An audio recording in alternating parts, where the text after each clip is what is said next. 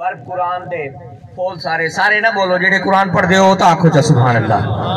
میں ڈٹھے بار قرآن دے پھول سارے آقا تیری شان جیا نہ کوئی ہو ڈٹھا تے تیری شان دا کرے مقابلہ جو انہوں عاشقہ نے اصلی چور ڈٹھا تے کوئی نور آکھے کوئی بشر آکھے بہندہ جگتے اسائیں شور ڈٹھا پر وارے شانے گل مکا چھڑی تسا ہو ڈٹھا اسا ہو ڈٹھا تسا ہو ڈٹھا اسا ہو ڈٹھا. اور پھر وارشاہ نے ایک بڑی بڑے نکتے دی گال کیتی ہے کہ جیم جس درخت کا پھل کھائیے تے مڑ کے اس نو پھٹیے نا. چونکہ ہم صدقہ آقا کا کھاتے ہیں اس لیے پھر نعتیں بھی آقا کی پڑھتے ہیں کہ جیم جس درخت کا پھل کھائیے تے مڑ کے اس نو پھٹیے نا تے جنو یار کہیے او دے نال رہیے لوکی دین تانے پیچھے ہٹیے نا تے پنڈ پریم والی جے چک وے لئیے پیچھے بھار لگے انو سٹیے نا تے وارشاہ سولی بدلے یار ملے جھوٹا جھوٹ لئیے پیچھے ہٹیے نا.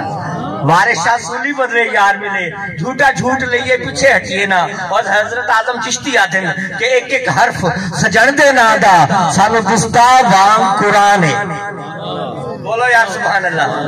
ایک ایک حرف سجن دے نا دا سانو دستا وام قرآن ہے تے ہر دم یاد سجن میں رہنا ساڑا اے ہو ورد گیان ہے تے صورت یاد تی تک دیا رہنا اے ہو سب عملہ دی جان ہے. آزم ساڑا دین کی پوچھتے ہیں ساڑا یہی دین ایمان ہے. آزم ساڑا دین کی پوچھتے ہیں ساڑا یہی دین ایمان ہے. اور میں کو وہ منظر یاد آتا ہے کہ صحابہ دا جم گھٹا لگا ہے. میرے آقا تشریف فرما ہے آپ حضرت حسان بن ثابت کو حکم کریں ان کا آ حسان ممبر تے کھڑا تھی ون تے میں کو میری نعت سنا.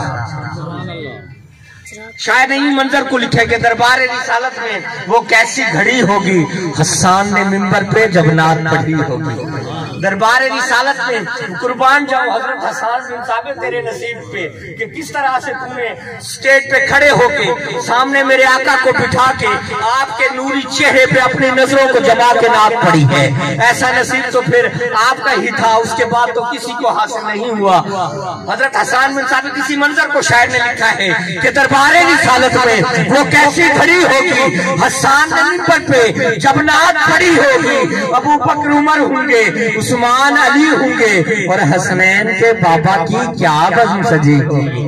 اور پھر حضرت حسان بن ثابت ممبر پہ کھڑے ہو کے پڑھ رہے ہوں گے وَحَسَنُ مِنْ كَلَمْ تَرَكَتُّوَيْنِ وَأَجْمَلُ مِنْ كَلَمْ تَلِتَنِسَارُ خُلِقْتَ مُبَرَّامْ مِنْ كُلِّ عَيْبٍ كَأَنَّكَ قَدْ خُلِقْتَ كَمَا تَشَاءُ. تو مجھے شوکت رضا شوکت کا وہ کلام یاد آتا ہے وہ کلام یاد آتا ہے. کیوں نہ محبت بڑا کلام ہے. آپ کی سماعتوں کی نظر کیا جائے کہ جس مہینے میں نازل ہوئے مصطفیٰ اس مقدس مہینے کی کیا بات ہے. آپ نے ایسے سبحان اللہ بولنی ہے تو پھر میں نے کلام نہیں پڑھنا پھر میں نے دعوت خطاب دینی ہے. ذرا محبت سے بولیے سبحان اللہ. جس مہینے میں نازل ہوئے مصطفیٰ اس مقدس مہینے کی کیا بات ہے. اور مصطفیٰ مل گئے سب کے دل کھل گئے پیار کے اس کرینے کی کیا بات ہے. اور عرش و قلم آسمان و زمین خود خدا نے بنائے اسی عرق سے خون کا مرتبہ خون جانے مگر مصطفیٰ کے پسینے کی کیا بات ہے. مصطفیٰ کے پسینے کی کیا بات ہے. اور شعر دیکھیے گا کہ تیرے بچوں کا نوکر فرشتہ بھلا کیا پڑھائے تجھے کیا سکھائے تجھے. تیرے بچوں کا نوکر فرشتہ بھلا کیا پڑھائے تجھے کیا سکھائے تجھے. تیرے سینے میں دل میں قرآن ہے مصطفیٰ تیرے سینے کی کیا بات ہے. مصطفیٰ تیرے سینے کی کیا بات ہے. اور مولا علی کی شان میں شعر سنیے گا کہ دستے حیدر میں تھی ایک انگشتری جس پہ لکھا ہوا تھا فقط مصطفیٰ. مولا علی کے ہاتھ میں انگوٹھی تھی اور نگینے کی جگہ پہ میرے آقا کا نام لکھا تھا. دستے حیدر میں تھی ایک انگشتری جس پہ لکھا ہوا تھا فقط مصطفیٰ. ایک دن کبریا نے علی سے کہا یا علی اس نگینے کی کیا بات ہے یا علی اس نگینے کی کیا بات ہے. اور شعر سنیے گا کہ وہ جس کا ادراک فقط سورہ اعراف کرے. نقبائے محفل بیٹھے ہیں ان کی نظر کہ وہ جس کا ادراک فقط سورہ اعراف کرے اور جو جہالت زدہ ماحول کو شفاف کرے اس محمد کی بلندی کوئی کیا لکھے جس کی نالین مبارک کو علی صاف کرے. التماس گزار ہوں بھائی شہادت حسین شاہ صاحب میں آپ تشریف لائیں.